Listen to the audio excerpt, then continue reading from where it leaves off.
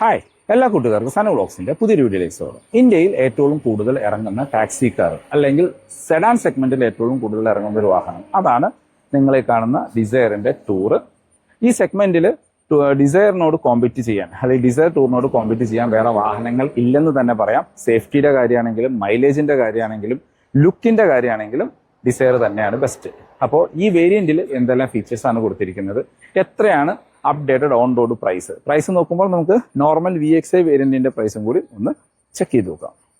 ഇന്ത്യയിൽ ഏറ്റവും കൂടുതൽ ഇറങ്ങുന്ന സെഡാൻ സെഗ്മെന്റിലെ ടാക്സി വാഹനം അതാണ് ഡിസയറിന്റെ ടൂറ്. ഈ വാഹനത്തിനോട് ശരിക്കും കോമ്പീറ്റ് ചെയ്യാൻ വേറെ വാഹനങ്ങൾ ഇന്ത്യയിൽ ഇപ്പോൾ അവൈലബിൾ അല്ല എന്ന് തന്നെ പറയാം. കാരണം സേഫ്റ്റി ആണെങ്കിൽ 5 സ്റ്റാർ സേഫ്റ്റി ലഭിച്ചിട്ടുണ്ട് ഗ്ലോബൽ എൻക്യാപ്പിൽ. മൈലേജ് ആണെങ്കിലും പെട്രോളിൽ 25-നടുത്ത് മൈലേജും CNGയിൽ 33-നടുത്ത് മൈലേജും ലഭിക്കുന്നുണ്ട്. അതുപോലെ തന്നെ ലുക്ക് ആണെങ്കിലും ഒരു പ്രീമിയം ലുക്കിംഗ് സെഡാൻ എന്നുള്ള രീതിയിൽ നമുക്ക് ഈ വാഹനത്തിന്റെ പറയാം. ഇത് ബേസ് LXi വേരിയന്റിനെ ബേസ് ചെയ്തിട്ടാണ് ശരിക്കും ഈ ടൂർ വന്നിരിക്കുന്നത്. അതുകൊണ്ട് നമുക്ക് നമ്മുടെ മിറേഴ്സും ഡോർ ഹാൻഡിലും ഫ്രണ്ടിലൊക്കെ കുറെ ബ്ലാക്ക് ഫിനിഷ് കാണാം. പലരും ഈ ഒരു വേരിയന്റ് എടുത്തിട്ട് അത്യാവശ്യം ആക്സസറീസ് ചെയ്ത് ടോപ്പ് എൻഡിനേക്കാളും ലുക്കിൽ ഓൺ റോഡ് ഇറക്കി കാണാറുണ്ട്, എസ്പെഷ്യലി ടാക്സി ഓണേഴ്സ്. കാരണം അവർ ഈ ഒരു വാഹനം എടുത്തിട്ട് ഫ്രണ്ടിൽ ക്രോമും നല്ല അടിപൊളി അലോയ്സ് ഒക്കെ കയറ്റിയിട്ട് വേറെ ലെവൽ ലുക്കിലേക്ക് കൺവേർട്ട് ചെയ്യാറുണ്ട്. അങ്ങനെ ആക്സസറീസ് ചെയ്യാനും ബെസ്റ്റാണ് ടൂർ അല്ലെങ്കിൽ LXi വേരിയന്റ്. ഇപ്പോൾ LXi ആൻഡ് VXi എക്സ്റ്റീരിയർ എന്ന ലുക്കൊക്കെ നോക്കുകയാണെങ്കിൽ ഓൾമോസ്റ്റ് സിമിലർ ആണ്. VXi വേരിയന്റ് അഡീഷണൽ ഒരു ക്രോം ഇൻസേർട്ട് അവിടെ വരുന്നുണ്ട് എന്നുള്ളത് മാത്രമാണ് ഒരു വ്യത്യാസം. ഈ വേരിയന്റിന്റെ എക്സ്റ്റീരിയർ എന്നുള്ള മറ്റ് ഫീച്ചേഴ്സ് നോക്കുകയാണെങ്കിൽ നമുക്ക് ഹെഡ്ലൈറ്റ് പ്രൊജക്റ്റഡ് ഹെഡ്ലൈറ്റ് ആണ് കൊടുത്തിരിക്കുന്നത്. അത് ഹാലജനായിട്ട് കൊടുത്തിരിക്കുന്നു. ഹൈ ബീമും ലോ ബീമും അതിനകത്ത് ഇൻ്റഗ്രേറ്റ് ചെയ്തിട്ടുണ്ട്. അതിനോട് ചേർന്ന് തന്നെ നമുക്ക് ഹാലജനായിട്ടുള്ള ഇൻഡിക്കേറ്റേഴ്സും പാർക്ക് ലൈറ്റും കാണാനായിട്ട് പറ്റും. ഒരു ഫുൾ യൂണിറ്റിനായിട്ട് കൊടുത്തിരിക്കുന്നു. അതൊരു സ്മോക്കി ഫീലാണ് നമുക്ക് തരുന്നത്. താഴേക്ക് വന്നാൽ ഫോഗ് ലൈറ്റ് വരുന്നില്ല. നമുക്ക് ഷോറൂമിൽ നിന്ന് ആക്സസറി ആയിട്ട് ചെയ്യാനായിട്ട് പറ്റും. ആ പോർഷൻ ഒരു മാറ്റ് ബ്ലാക്ക് ഫിനിഷിലാണ് വരുന്നത്. ഫ്രണ്ടിലെ ഗ്രില്ലിൻ്റെ പോർഷൻസ് എല്ലാം നമുക്കൊരു ബ്ലാക്ക് ഫിനിഷ് കൊടുത്തിരിക്കുന്നു. നമ്മളുടെ VXi വേരിയൻ്റ് ആണെങ്കിൽ ഈ പോർഷനിൽ നമുക്കൊരു സിൽവർ ഇൻസൈറ്റ് കാണാം. അത് നമുക്ക് ഷോറൂമിൽ നിന്ന് പുറത്തുനിന്ന് ഇപ്പോൾ ആക്സസറി ആയിട്ട് ചെയ്യാൻ പറ്റുന്നുണ്ട്. 165 mm ആണ് ഇതിൻ്റെ ഗ്രൗണ്ട് ക്ലിയറൻസ് വരുന്നത്. ഇപ്പോൾ താഴത്തെ ഈ പോർഷൻസ് എല്ലാം ഒരു സ്പോർട്ടി ഡിസൈൻ എന്നുള്ള രീതിയിലാണ് വരുന്നത്. അപ്പോൾ ഇതാണ് ഫ്രണ്ടിൽ നിന്നുള്ളൊരു ലുക്ക്. അപ്പോൾ നമ്മൾ ആദ്യം പറഞ്ഞ വേണം LXi and VXi and tour ഫ്രണ്ടിൽ നിന്ന് നോക്കിക്കഴിഞ്ഞാൽ ഓൾമോസ്റ്റ് സിമിലർ ലുക്കാണ് തരുന്നത്. വശങ്ങളിലേക്ക് വന്നു കഴിഞ്ഞാൽ നമുക്ക് 14 ഇഞ്ച് വീൽസാണ് ഈ ഒരു ബേസ് വേരിയൻറ്റിൽ വരുന്നത്. അത് 165 ATR14 ആണ് ടയർ സൈസ് വരുന്നത്. ആ ഒരു വൈറ്റ് ഫിനിഷിലുള്ള സ്റ്റീൽ വീലുകൾ കാണാം. നടുക്കൊരു ക്യാപ്പ് കാര്യങ്ങൾ കൊടുത്തിരിക്കുന്നു. അത്യാവശ്യം പ്രൊഫൈലുള്ള ടയർ കാര്യങ്ങളാണ് വരുന്നത്. ഫെൻഡേഴ്സിനാണ് നമുക്ക് ഇൻഡിക്കേറ്റേഴ്സ് കൊടുത്തിരിക്കുന്നത്. അത് ഹാലജനായിട്ട് കൊടുത്തിരിക്കുന്നു. നമ്മൾ ആദ്യം പറഞ്ഞ പോലെ മിറേഴ്സും ഡോർ ഹാൻഡിലും ബ്ലാക്ക് ഫിനിഷിലാണ് കൊടുത്തിരിക്കുന്നത്. ഇതാണ് വശങ്ങളിൽ നിന്നുള്ളൊരു ലുക്ക്. ബാക്കിലേക്ക് വന്നു കഴിഞ്ഞാൽ അവിടെയാണ് മേജറായിട്ടുള്ളൊരു ഡിഫറൻസ്. കാരണം ബാക്കിൽ എല്ലാ വേരിയൻറ്റുകളുടെയും ലുക്ക് എക്സാക്ട് സിമിലർ ആണ്. എല്ലാ വേരിയൻറ്റിലും നമുക്ക് ഈ LED ടെയിൽ ലൈറ്റ് കാര്യങ്ങൾ കാണാം. ഇപ്പോൾ VXi വേരിയൻറ്റ് ഓൺവേർഡ്സ് നമുക്കിവിടെ ഒരു ക്രോം ഇൻസൈറ്റ് വരുന്നുണ്ട് എന്നുള്ളതാണ് ഒരു ഡിഫറൻസ്.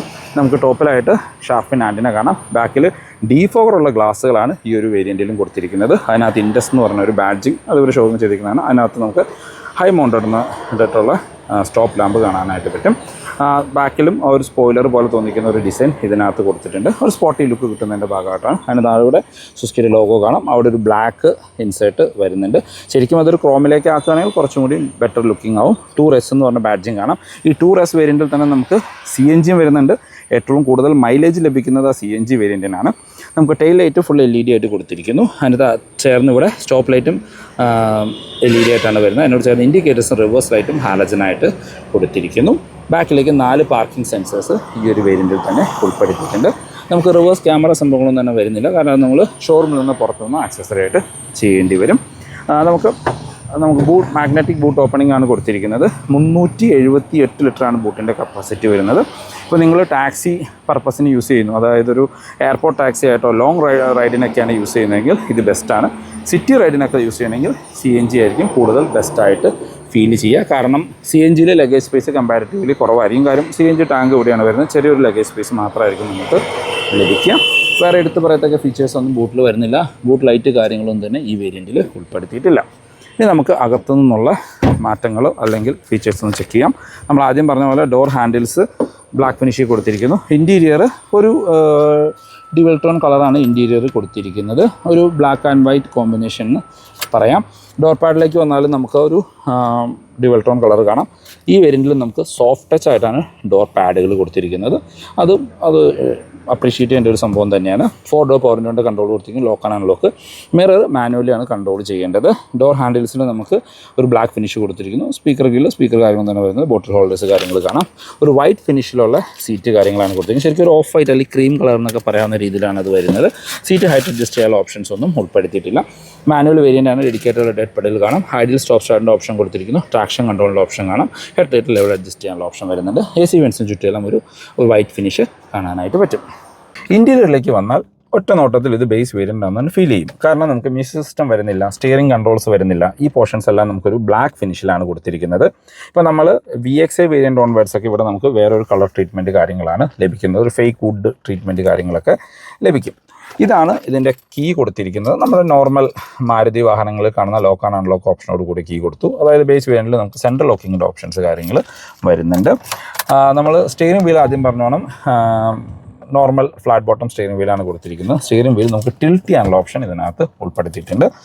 ഇടതുവശത്തായിട്ട് വൈപ്പറിൻ്റെ കൺട്രോൾസും വലതുവശത്ത് ഹെഡ്ലൈറ്റിൻ്റെ കൺട്രോൾസും കാണാം. ഇൻസ്ട്രുമെൻറ്റ് ക്ലസ്റ്ററിലേക്ക് വന്നാൽ എല്ലാ വേരിയൻറ്റിലും കാണുന്ന സെയിം ക്ലസ്റ്റർ യൂണിറ്റ് തന്നെയാണ് കൊടുത്തിരിക്കുന്നത്. പ്രത്യേകിച്ച് മാറ്റങ്ങളൊന്നും തന്നെയില്ല. സ്പീഡോമീറ്റർ RPM മീറ്ററും അനലോഗായിട്ട് കൊടുത്തിരിക്കുന്ന അടുക്കൊരു ഇൻഫർമേഷൻ ഡിസ്പ്ലേ. അത്യാവശ്യം വേണ്ട ഇൻഫർമേഷൻസ് എല്ലാം നമുക്ക് അതിനകത്ത് അറിയാനായിട്ട് പറ്റും. Average fuel distance to MT, outside temperature, time, അങ്ങനെ അത്യാവശ്യം വേണ്ട ഇൻഫർമേഷൻസ് എല്ലാം അതിനകത്ത് ഉൾപ്പെടുത്തിയിട്ടുണ്ട്. സെൻറ്ററിലേക്ക് വന്നാൽ നമ്മൾ ആദ്യം പറഞ്ഞോണം മ്യൂസിക് സിസ്റ്റം വരുന്നില്ല, പ്ലെയിൻ ആയിട്ട് കൊടുത്തിരിക്കുന്നു. താഴേക്ക് വന്ന AC വെൻസ് കാണാം. ആ ഒരു പോർഷൻസ് എല്ലാം നമുക്കൊരു ബ്ലാക്ക് ഫിനിഷിലാണ് കൊടുത്തിരിക്കുന്നത്. സെൻറ്ററിൽ ഹസാർ ലൈറ്റ് കാണാം. അതിന് താഴെ മാനുവൽ AC കൺട്രോൾസ് ആണ് വരുന്നത്. എല്ലാ വേരിയൻറ്റുകളിലും AC കൺട്രോൾസിൻ്റെ ലുക്ക് സിമിലർ ആണ്. ഓട്ടോ AC പോലെ തോന്നുമെങ്കിലും ഇതൊരു മാനുവൽ AC ആണ്. ആ ഒരു പോർഷൻ മാത്രം ഒരു ഗ്ലോസി ബ്ലാക്ക് ഫിനിഷിൽ കൊടുത്തിരിക്കുന്നു. താഴേക്ക് വന്നാൽ ഇവിടെ 12 വോട്ടിൻ്റെ ചാർജിംഗ് പോർട്ട് കാണാം. ഇവിടെ എല്ലാം സ്റ്റോറേജ് സ്പേസ് ആണ് വരുന്നത്. നമ്മുടെ 5 സ്പീഡ് മാനുവൽ ഗിയർ ലിവർ കൊടുത്തിരിക്കുന്നു. മാനുവൽ ഹാൻഡ് ബ്രേക്ക് കാണാം. ആംറസ്റ്റ് കാര്യമൊന്നും തന്നെ വരുന്നില്ല. നല്ല കംഫോർട്ടായിട്ട് ഇരിക്കാൻ പറ്റുന്ന വലിപ്പമുള്ള വലിയ സീറ്റുകളാണ് കൊടുത്തിരിക്കുന്നത്. നമുക്ക് സീറ്റ് ബെൽറ്റ് ഹൈറ്റ് അഡ്ജസ്റ്റ് ചെയ്യാനുള്ള ഓപ്ഷൻ ഒന്നും വരുന്നില്ല. സ്പ്രിംഗ് ആയിട്ടുള്ള ഗ്രാബ് ഹാൻഡിൽ കാണാം. ക്വാർട്ടർ റിവേഴ്സൽ, സൺവൈസസ്, മിറർ കാര്യങ്ങളൊന്നും തന്നെ വരുന്നില്ല. മാനുവൽ ഡിമ്മിങ് ഒന്നുമില്ല. നമ്മൾ മാനുവലി കൺട്രോൾ ചെയ്യേണ്ട മിറർ കാര്യങ്ങളാണ് കൊടുത്തിരിക്കുന്നത്. ഡ്രൈവർ സൈഡിൽ സൺവൈസേഴ്സ് വിത്ത് ടിക്കറ്റ് ഹോൾഡർ പോലും ഉൾപ്പെടുത്തിയിട്ടില്ല. ഗ്ലോ ബോക്സ് നോക്കുകയാണെങ്കിൽ ഡീസൻറ്റ് സൈസ് ആയിട്ടുള്ളൊരു ഗ്ലോ ബോക്സ് എന്ന് പറയാം. അപ്പോൾ വളരെ ബേസിക് ആയിട്ടുള്ള ഇൻറ്റീരിയറാണ്. ഈ വാഹനം വാങ്ങുകയാണെങ്കിൽ തീർച്ചയായിട്ടും നിങ്ങൾ ആക്സസറീസ് ചെയ്യേണ്ടതായിട്ട് വരും.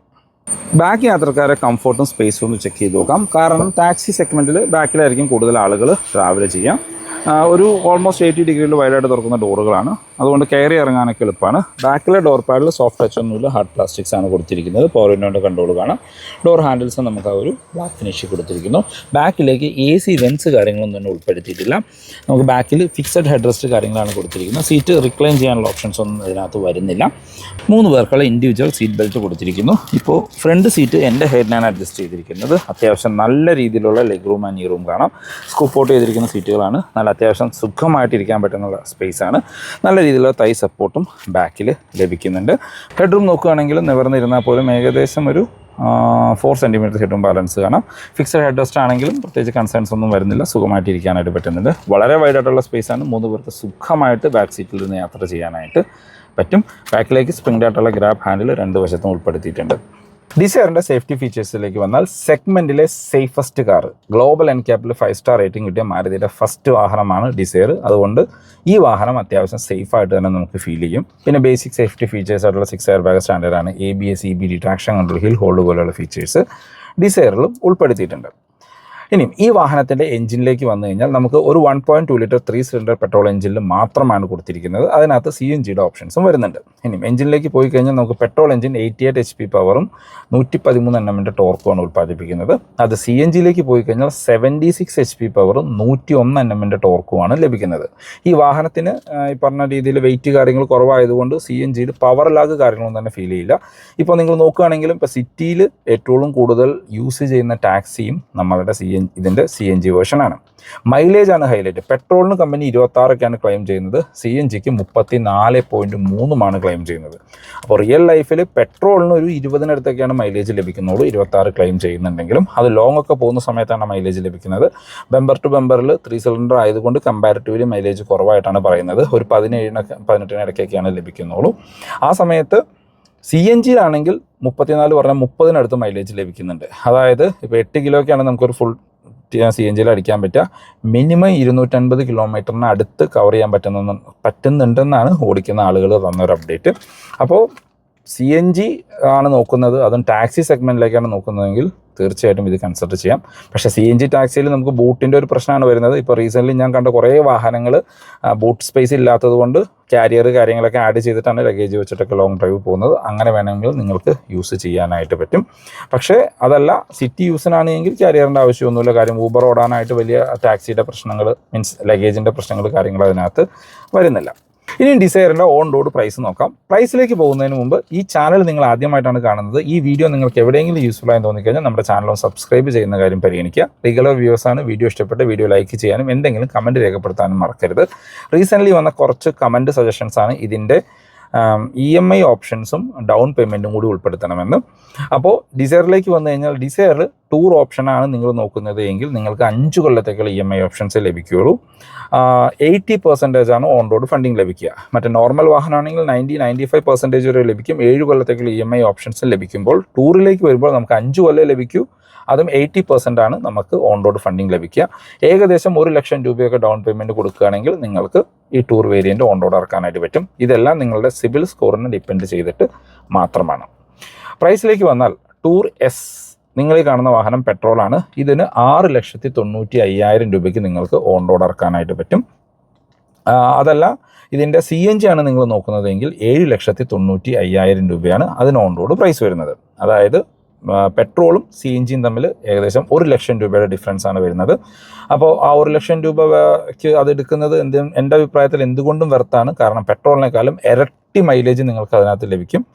അതുപോലെ തന്നെ പ്രൈസും കുറവാണ്. കാര്യം ഇപ്പോൾ CNGക്ക് 98 എങ്ങാണ്ടാണ് പ്രൈസ് വരുന്നത്, പെട്രോളിനാണെങ്കിൽ 113-115 പ്രൈസ് വരുന്നത്. അങ്ങനെ നോക്കുമ്പോൾ ഇരട്ടിയിൽ കൂടുതൽ മൈലേജ് അല്ലെങ്കിൽ കൂടുതൽ ദൂരം നിങ്ങൾക്ക് CNGയിൽ കവർ ചെയ്യാനായിട്ട് പറ്റും. അപ്പോൾ ടാക്സി സെഗ്മെൻറ്റിൽ നോക്കുന്നവർക്ക് CNG ആയിരിക്കും കൂടുതൽ ബെറ്റർ ആയിട്ട് എനിക്ക് ഫീൽ ചെയ്യുന്നത്. ഇനി മറ്റ് വേരിയൻറ്റുകളുടെ പ്രൈസും കൂടി നോക്കാം. ബേസ് LXI വേരിയൻറ്റ് 7,35,000 രൂപയാണ് ഓൺ റോഡ് പ്രൈസ് വരുന്നത്. VXI ആണെങ്കിൽ 8,45,000 നിങ്ങൾക്ക് ഓൺ റോഡ് ആക്കാം. VXI ഓട്ടോമാറ്റിക് ആണെങ്കിൽ 8,95,000 രൂപ. ഈ VXI വേരിയൻറ്റിൽ നമുക്ക് CNG അവൈലബിൾ ആണ്. 9.5 ലക്ഷം രൂപയാണ് അതിന് പ്രൈസ് വരുന്നത്. പിന്നെ വരുന്നൊരു വേരിയൻറ്റ് അല്ലെങ്കിൽ ഏറ്റവും കൂടുതൽ ആൾക്കാർ കൺസിഡർ ചെയ്യുന്ന ഒരു വേരിയൻറ്റ് ZXI ആണ്. 9,60,000 രൂപ ZXI മാനുവലിനും ZXI ഓട്ടോമാറ്റിക്കിനും 10,10,000 രൂപയാണ് പ്രൈസ് വരുന്നത്. ZXI CNG ആണെങ്കിൽ 10,60,000 രൂപ. അതല്ല നിങ്ങൾക്കിപ്പോൾ ഒരു VXI വേരിയൻ്റ് എടുത്ത് CNGയിലേക്ക് കൺവേർട്ട് ചെയ്യണമെങ്കിൽ നിങ്ങൾ ആദ്യം നോർമൽ വാഹനമായിട്ട് രജിസ്റ്റർ ചെയ്തിട്ട് RTO ഓഫീസിൽ പോയിട്ട് അത് CNGയിലെ മീൻസ് ടാക്സിയിലേക്ക് മാറ്റേണ്ടതായിട്ട് വരും. അപ്പോൾ മാരുതി റിലേറ്റഡ് ആയിട്ടുള്ള എന്ത് ഇൻഫർമേഷൻ ഞാൻ ഡിസ്ക്രിപ്ഷനിൽ നമ്പർ കൊടുക്കാം, നിങ്ങൾക്ക് അവരെ കോൺടാക്ട് ചെയ്യാം. ടൂറിന്നല്ല മാരുതിയുടെ ഏത് വാഹനം ബുക്ക് ചെയ്യാനാണെങ്കിലും എക്സിസ്റ്റിംഗ് ഓണേഴ്സ് ആണെങ്കിലും നിങ്ങൾക്ക് അവരെ കോൺടാക്ട് ചെയ്യാം. ഇപ്പോൾ ടൂറിൻ്റെ ഈ S petrol variant ready stock available ആണ്. ആദ്യം 3-4 മാസമൊക്കെ വെയിറ്റിംഗ് പീരീഡ് ഉണ്ടായിരുന്നു, ഇപ്പോൾ റെഡി സ്റ്റോക്കിൽ ലഭിക്കുന്നുണ്ട്. ഇതിൻ്റെ CNG ആണെങ്കിൽ 2 to 3 months വെയിറ്റിംഗ് പീരീഡ് ഇപ്പോഴും വരുന്നുണ്ട്. അപ്പോൾ പുതിയൊരു വീഡിയോ കാണുന്നവരെ ബൈ ബൈ.